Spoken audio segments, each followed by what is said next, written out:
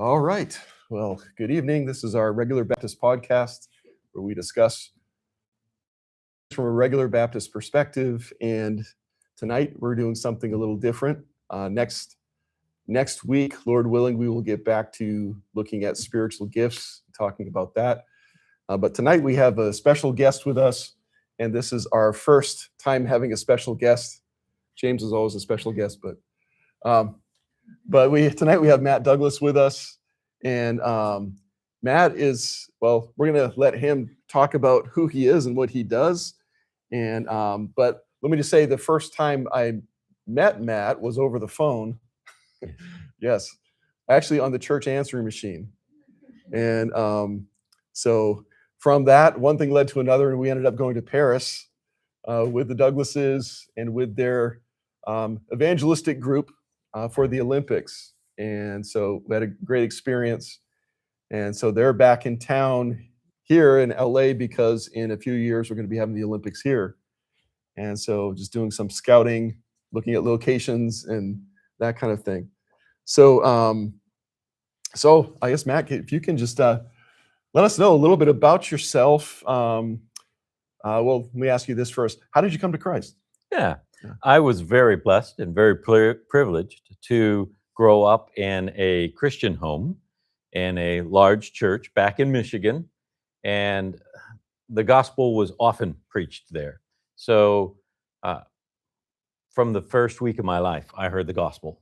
And by the time I was 4 years old, I understood that I was a sinner because I was not a good boy. And I loved getting in trouble and loved doing things wrong just to be stubborn. And one Sunday evening, the pastor was preaching about how people would be stubborn enough to keep themselves from going to heaven. And that really touched my heart. And that evening after the service, we went over to my grandparents' house, and I looked at my grandma and I said, "Does the pastor preach that message just at me?"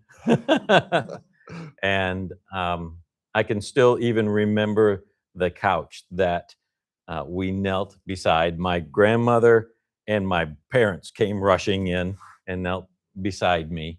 And we talked it through. I said, "Jesus, I know I am a sinner. That's obvious to everybody else and now to me, but I need Jesus to forgive me of my sins." So how old are you again? I was only 4 years 4 old. years old. Wow. Yep. But I was a bad boy and I knew it. Even 4-year-olds are bad boys. Yes. All right. So growing up in a Christian home, then were you baptized? When were you baptized? Yeah, I was baptized when I was 10 years old. The church had built a new building, and I had the joy and fun of being one of the young boys on the job site who would run around as they were building the building. And one of the projects that I helped with was getting the baptismal rite. And so a lot of that started discussion in my life and realizing I needed to be baptized. If I was really going to identify with Christ, this was something that I needed to do.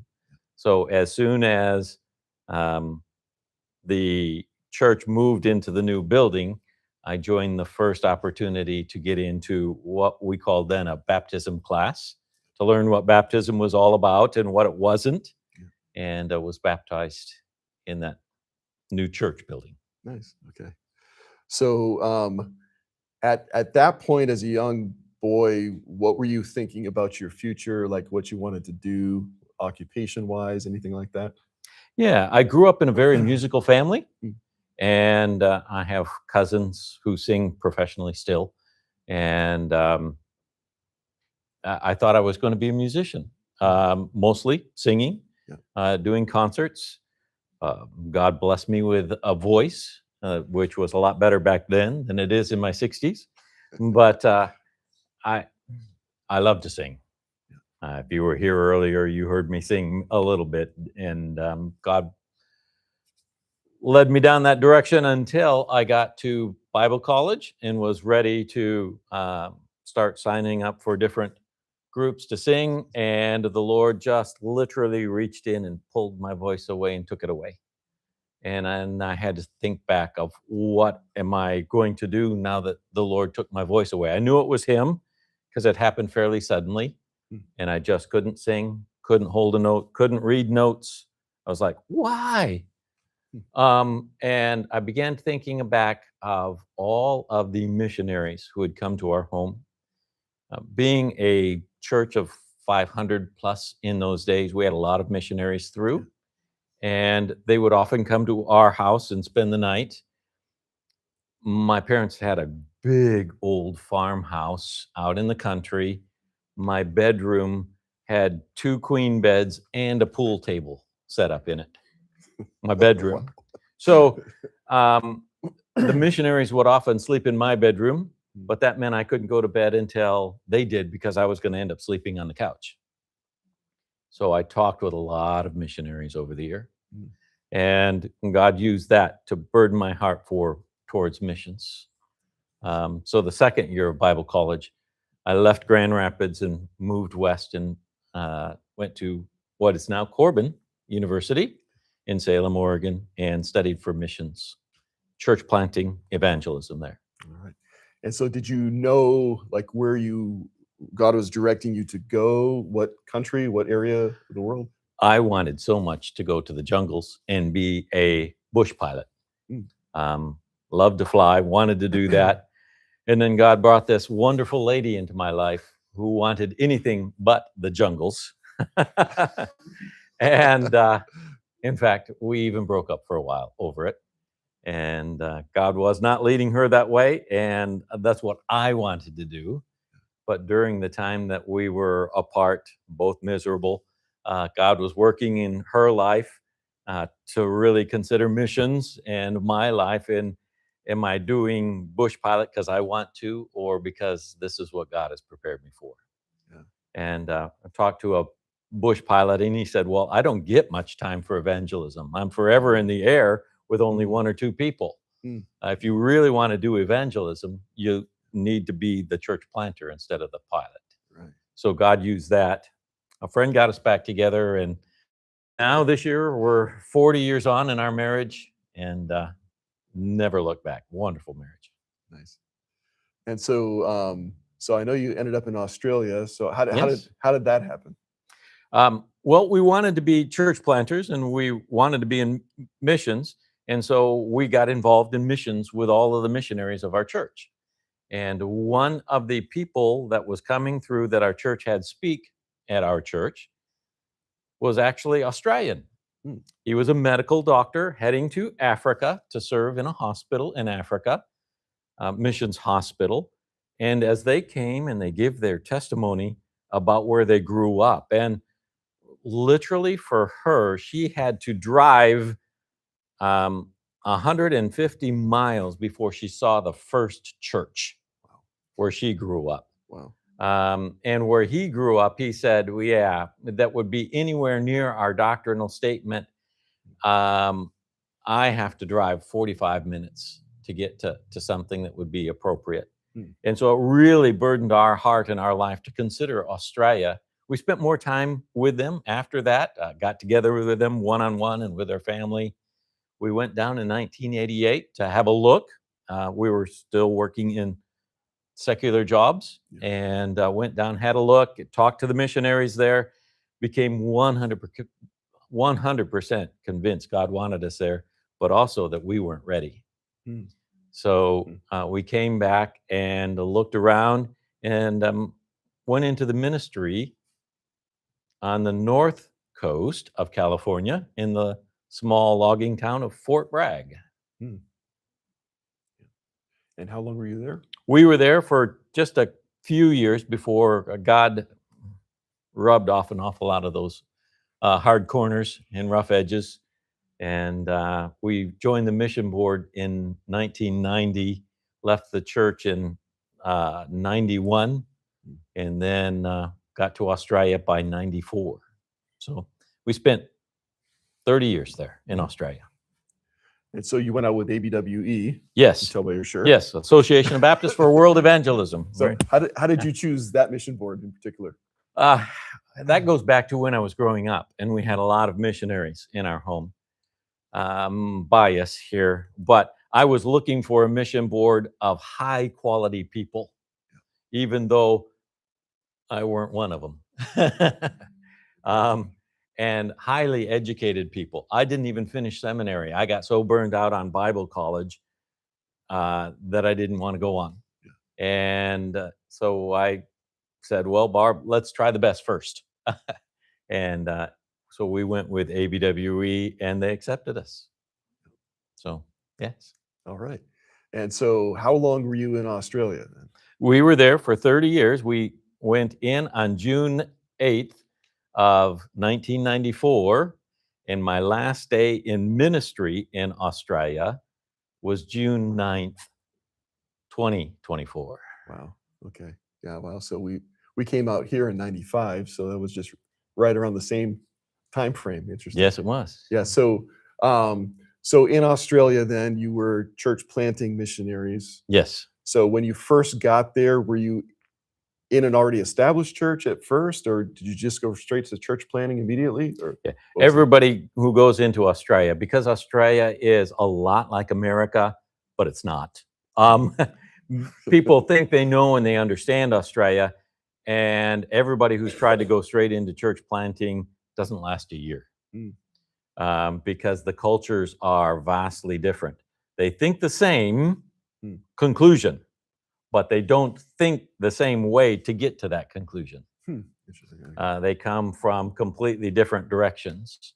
And so everybody spends some time with another church first, at least a year.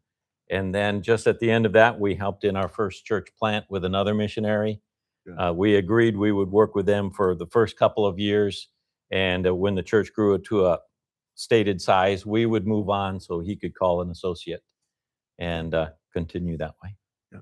And so how many different churches were you involved with planting there? In the 30 years, God had our fingers in 7 different church plants.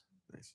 Yeah. Some of them were groups that were Bible studies that wanted to grow into a church. Some of them were start from scratch, find some people in an area who wanted to worship God and start from there. Yeah.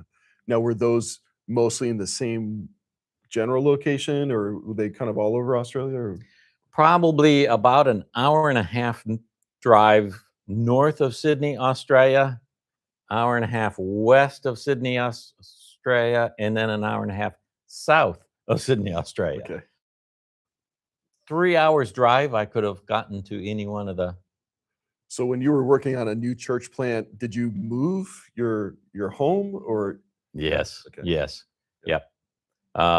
We would move from place to place to be at the best location for that church plant, to be in that community as much as possible. Yeah. All right. So how did you get involved with the Olympics at first? Yeah. The Olympics was in Australia in the year 2000.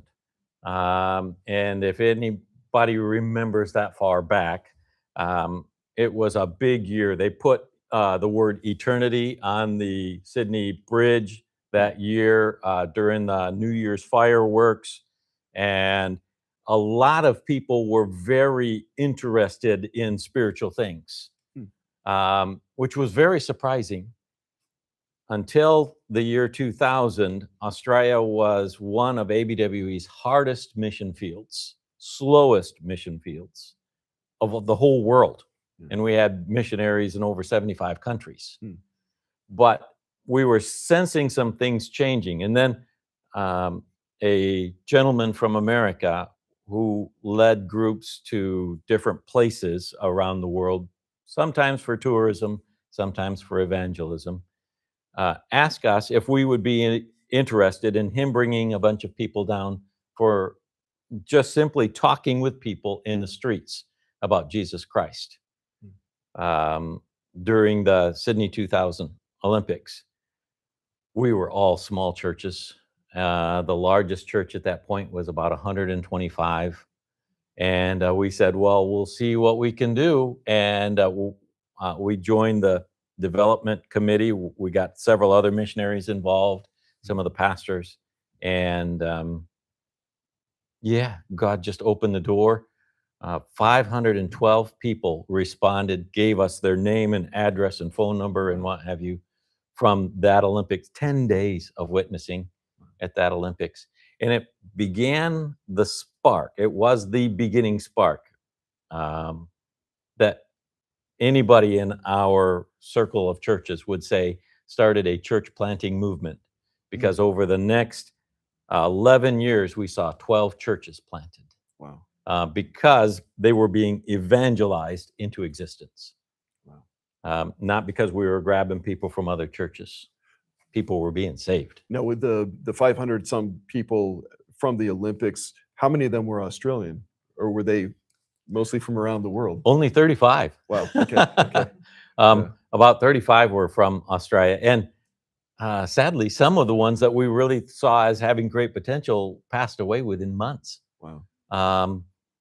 6 months on, we had 387 that we were actively discipling, and I was leading the follow-up someplace in the world, and connecting them with local churches, or in one case, we had to start a new church in another country through another mission to be able to find them a way that they could gather together in a church. Wow. So after that, it was just the impetus from that where the Australian churches started evangelizing. And that what happened was all these Americans came out and they simply went out and talked with people, gave them something for free, a little booklet, much like the booklets that we still use today, and just talked with people. The goal was the conversation, not the giving away of the booklet. And our people said, we can do that. And the churches in Australia began to simply talk with people and share with them the spiritual things. Like I said, there was a change, even with the eternity being on the bridge, a spiritual change in our country, and we could sense something was going on, and God just opened doors. It was a wonderful time to be a missionary. Yeah. Wow. Why did they put eternity on the bridge? What was the story behind that? There was a guy back during the Second World War who, for whatever reason, stumbled into a Baptist church one Sunday evening and heard a message, and I can't even remember the passage, that God placed eternity on the hearts of man, that they may turn to him. And he walked out. The guy was illiterate. He couldn't even write his own name. He walked outside, and the children had been doing some things with chalk on the sidewalk. He picked up the piece of chalk and scribbled in perfect copper plate writing the word eternity on the sidewalk. He kept the piece of chalk, and over the next 7 years, that eternity written in chalk appeared all over Sydney. And many people actually came to Christ after looking at that and God doing something in their life, and they sought out a church because of seeing the word eternity scribbled out in chalk. So was it this one guy evidently that Just was doing that? one guy who started the closest that Australia had in many ways to a revival. Wow. You can still see plaques to his scribbling of eternity today in Sydney. The only place that I hear that it still exists of his writing is on the bells in the town hall. He scribbled it once on the bells. Okay. And so I hear that they're protected enough from the weather that it's still there in chalk. Wow. Okay, so from the 2000 Olympics, Yes. how did you get involved in the other ones? We were actually in California, and we heard the guy who brought the group down to Australia was preaching up in the Bay Area, and we thought, well, we'll go hear him. And so we went, and he said, oh, I'm in trouble. I don't have enough people to help me in Athens. Is there any way I can talk you into coming to Athens with me to help, to lead and to guide some of the groups that go out?" And we said, well, we'll pray about it. We want to get back to Australia, but we prayed about it, and God laid it on our hearts to go to Athens, which was wonderful. We really enjoyed that. Um, and again, that one was even bigger. There was over 700 people who came to Christ in Athens in 10 days. Most of them Athenians, people from Athens, and over 600 that came to Christ from Athens, and 4 different churches were started from that. And I said, well, how this ministry's got to keep going. I love this. Yeah. And so then we connected with him, and he then thought of us as part of his team. And he's saying, hey, the next one, and the next one, and the next one. We were visiting him in his home in Pennsylvania one weekend, and he said, well, I'm not far from retiring.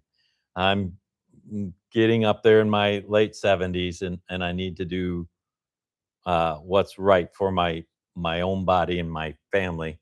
And we said, well, we're not ready to retire yet, but we've been thinking about in retirement taking this up and helping you even more. And he said, well, how about Rio? Rio de Janeiro had the Olympics, and at the end of the Rio de Janeiro Olympics, he handed me the reins and said, go for it. Change the name, because it was in his last name. Change the name and go for it. So we changed the name to Sport Event Evangelism, Sports Event Evangelism. And it's not about doing sports, it's about being where sports are happening and sharing Christ with the people who are watching, or the athletes. So you do the Olympics, and you also have done some of the World Cup events too, right? I have been all over the world myself for the World Cup, been on all the continents except Antarctica, sharing the gospel with people. Amazing how crazy soccer fans get. And they really get into it. So to be able to share the gospel with them, they're there. They have a lot of time on their hands, and they'll talk to anybody. One of the first questions you always get from a soccer fan at the World Cup is, where are you from? And so we built that into our booklet that we use for evangelism. And the front and back cover are full of flags, so they can show us their flag. And it just really opens a lot of opportunities to do that. Been at 5 of those now? Yeah, 5 of those, 6 Olympics. Wow. All right. We have a question we- from the chat. Okay, we have a question. All right. How do you start a conversation with people during the events? What do you say when giving booklets? I usually am not in an event giving it to them. I'm looking for people who just finished an event and are now outside. What are they going to do next? And most of them love to talk with people from all over the world. It helped when we were from Australia and I could talk Australian to them. But so I start the conversation most often with, where are you from? Even today, we were down on the pier and I saw somebody with a jersey on, and I said, where's that jersey from? I recognize it, but, and he said, oh, it's Barcelona. We're from Barcelona. So it was the opening for a conversation, and I talked with him for a while. And so that's how I often open a conversation, is just asking where people are from. During those times, everybody wants to tell where they're from. One of the Olympic events, we reached people from 200 different nations out of 205. We had 138 people doing it, but we kept track of what nations we had reached, and wonderful opportunities that way to take the gospel to the nations. Second half of that question was? What do you say when giving booklets? I asked them if they'd like one and what language they speak, because we do our booklets in different languages. They are often seen by people, the ones that we do for the Olympics or the Soccer World Cup, almost as souvenir kind of things Mhm. that remind them of being there. We've had people take them and not, we've had people take them and read them immediately, sit down and read it. And you can sit down and go through it with them. They often love that. If they start reading it, I ask them if they understand what they're reading. And that gets into the conversation with it. Even if they can't speak my language, I have led people to Christ who are reading a French copy while I'm reading an English copy. And by the time we get to the end, there is tears in their eyes as they are saying in French the prayer of salvation at the end. Wonderful opportunity that way. Just to move them through that conversation. If I'm using one of our booklets that has the flags in the back, I ask them and hand it to them for them to find their flag for me. The track is now in their hands. And they hardly ever hand it back. Hardly ever. I don't think I've had them handed back 24 times, and I've distributed thousands and thousands of tracts that Yeah. way. Is there, along those lines, is there any, I don't want to phrase it, is there anything that you use that to turn the conversation from where you're from and, that kind of thing, to something spiritual? Is there like a question Yeah, you ask, or something that works well for you? yeah. I ask them often how they think the games are going or the matches are going. In soccer, soccer fans love to complain about the refs. Or the diving, the bad Yes. sportsmanship, Yeah. or that kind of thing. Soccer fans love to complain about that, and so that gives me the opportunity to go off into, well, the rules are the rules, and the rules are set, but not everybody wants to play by the rules. Same thing happens spiritually, Mm. and that's why if you say you want to go to God's house, He has the authority to set the rules for heaven. Um, and if you're not going to play by the rules, you're disqualified. Yeah. You don't get to go. Yeah. Okay.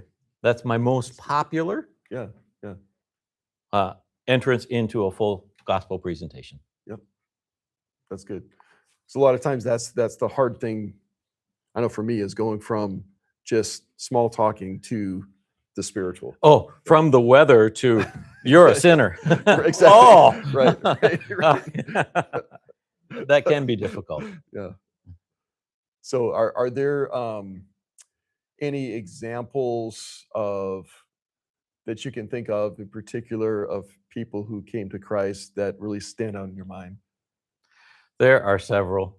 One of my first that I really enjoyed was we were getting ready to go to Athens. Okay, so we'd done the Sydney Olympics, and we were getting ready to go to Athens. And I get this letter from Congo, Africa. And the guy explains to me, I was an athlete in Sydney. I did horrible because of the excitement and all of those kind of things. But I kept everything that was handed to me. And I was going back through that because I'm now going to be an athlete in Athens. I read your booklet and I believe it. I believe I am now a Christian. Is it too late for me? No. So we started corresponding right away, and we found him a local church and a pastor that could help disciple him and what have you. But that whole comment, is it too late for me? So this is all done Was by email. Yeah, well, After. before email, Yeah, yeah. it Okay. was Oh, done. before. It was done all snail mail, Oh, slow wow. correspondence over the ocean. So yeah, it was, that one really stands out to me Yeah. as really wonderful.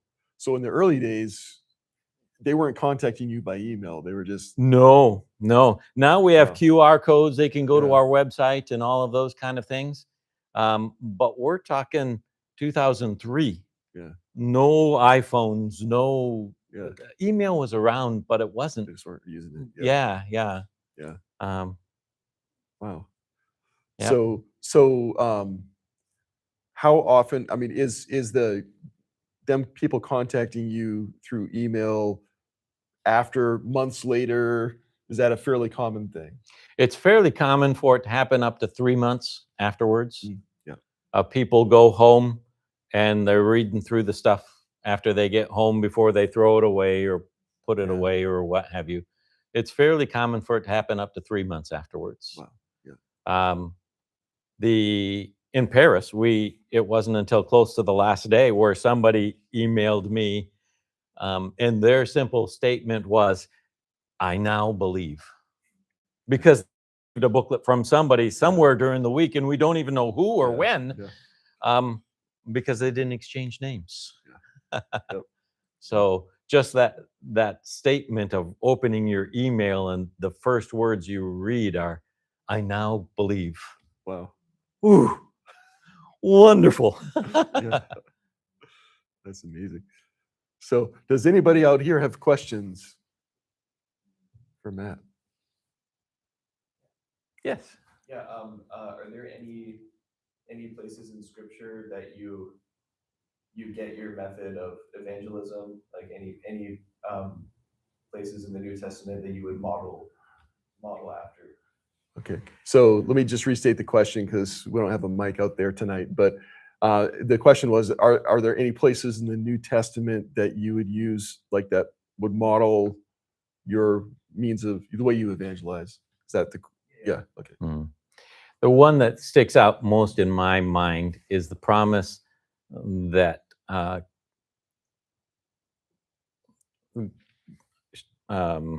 trying to remember the reference. I can't remember the reference. It will not return void, but will accomplish that for which it was sent. Isaiah something. Isaiah, yeah. Oh, it was the Australian Isaiah. Isaiah, yeah, sorry. And also in Proverbs where it talks about Proverbs, or is it Ecclesiastes, where it talks about cast your bread Yeah. upon the water, for Right. after many days it will come back to you. Yeah. Those are Old Testament references, not New Testament.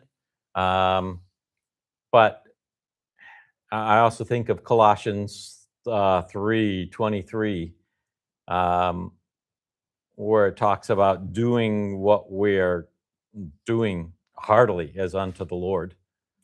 And a lot of people are going to go to these sporting events and they're going to have fun at these sporting events. I have absolutely no problem with you going to these sporting events and having fun. But while we're there, can we not share Christ?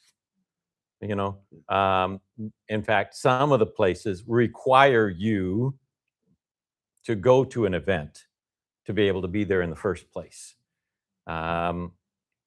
It sounds harsh, but if I tell you you want to be part of our team, and I tell you, buy a ticket to something so that you can talk with people. Yeah, I went to in Paris, Barb and I went to the rugby. Most of you wouldn't have a clue what you were watching if you were watching the rugby. But we went to the rugby because we had lived in Australia, and it was before the team came, so we could concentrate once the team got there. But we went to the rugby, and people would say, "So what did you see?" They'll often ask you, "What did you see? What have you done? What?" And we say, "Oh, we love the rugby sevens. It was great." And we can talk from experience that way. And it's not like you're just there to get them to believe in something. You're there to enjoy the Olympics too. In Russia, the only way you could get into the country for that World Cup was to have a ticket. Everybody who tried to go in the standard way of getting into Russia was denied. The ones who followed my directions and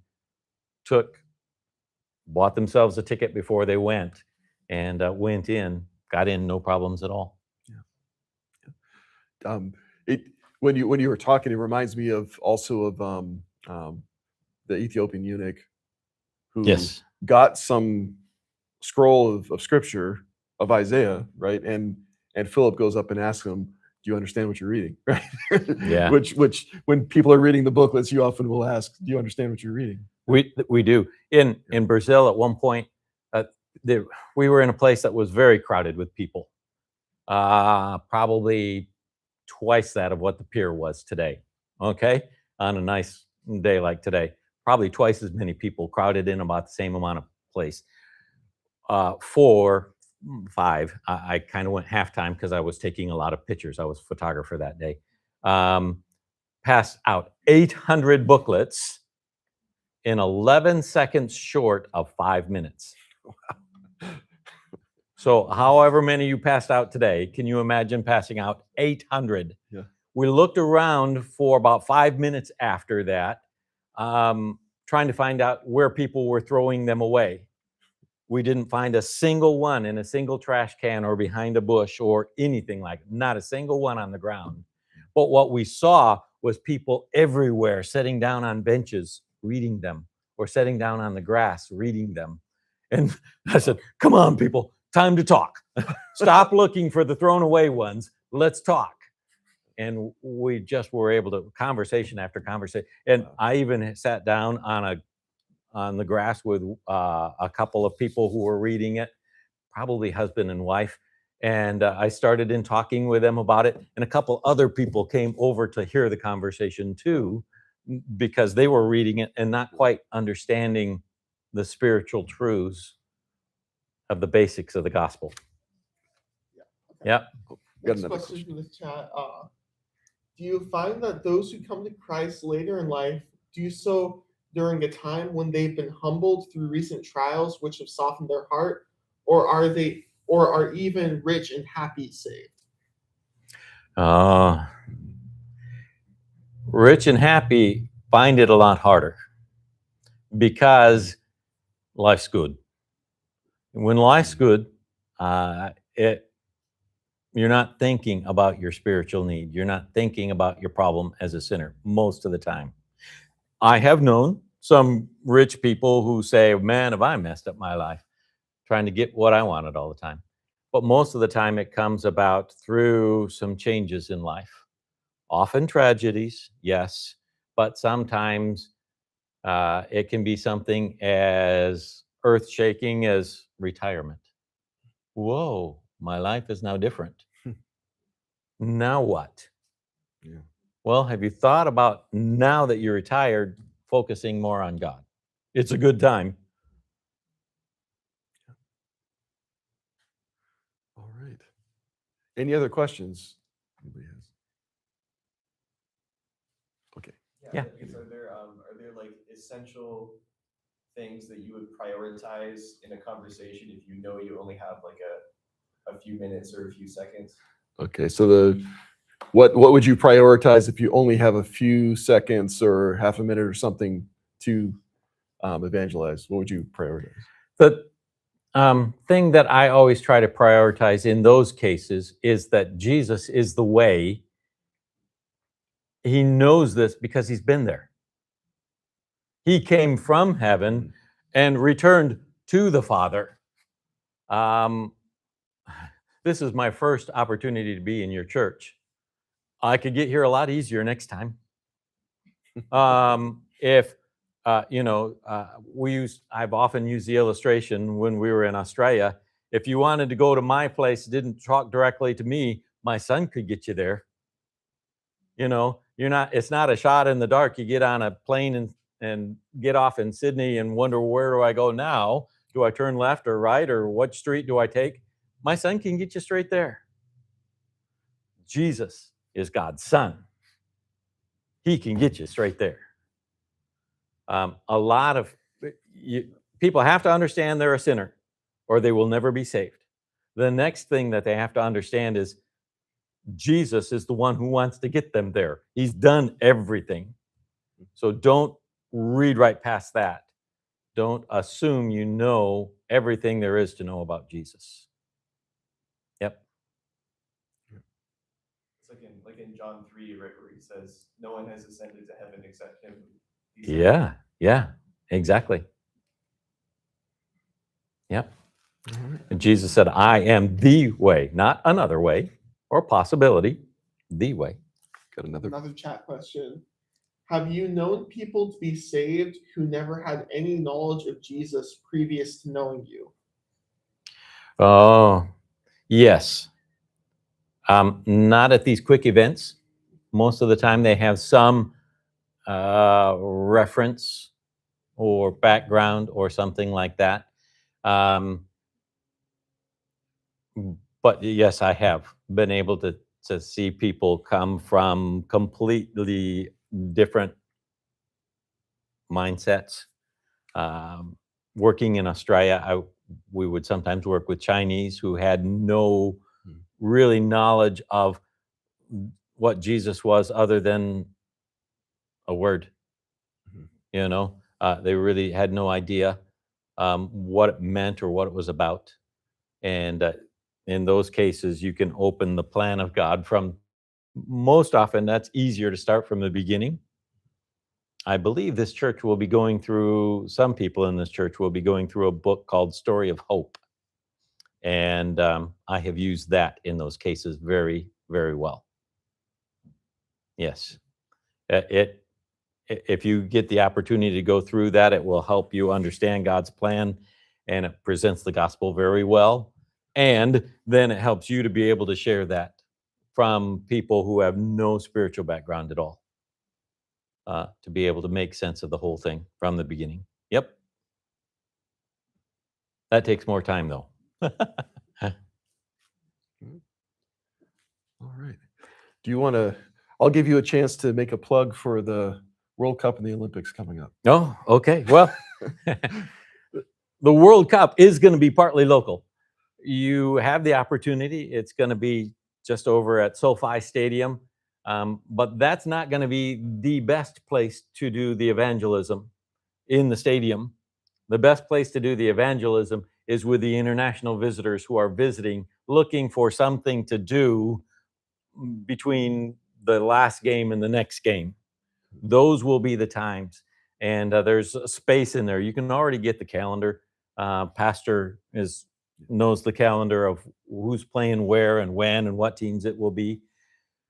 Don't be afraid of the teams that you don't know their country or don't like anything about, especially if they're a country where they probably don't hear the gospel.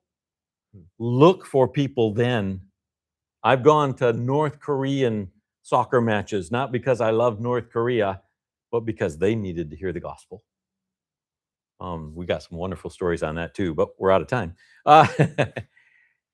So think this summer, plan on spending some time talking with people. We will supply with all the books the church wants for the ability to do that. Not going to cost you anything. You live here. Think that direction. In only 2 years, 2.5 years, you're going to have millions of people descend on LA for the Olympics. I know it's already crowded. Get ready. It's going to get worse. But one of my son's favorite times ever in sharing the gospel was in South Africa, as he walked up a traffic jammed freeway and knocked on the windows and asked them if they wanted a booklet. And shared Christ with several people in the middle of the freeway in a traffic jam. I'm not saying that you should do that, but you be creative and God will open opportunities. You will have people coming here. Be ready to receive people coming here. One of the best ways to do that is to take part in what the church does in their evangelism here locally, but also if you've got a little bit of experience during the Soccer World Cup, you'll be more prepared for that same kind of thing on a larger scale during the Olympics. Yep. Oh, Please consider coming. One more question. If someone from our church or one of our associated churches wants to be involved with this, how can they get in touch with you and start preparing for that? Yeah. So my email address. Okay. Andrew had asked if somebody wants to get involved with this from our area or from one of our association churches in Southern California here, how to get in touch and to find out. You can email me at russboone@gmail.com, and we'll get information to you. Can I make kind of a extra absolutely. little plug? There's a website called Come See, excuse me, COMESEE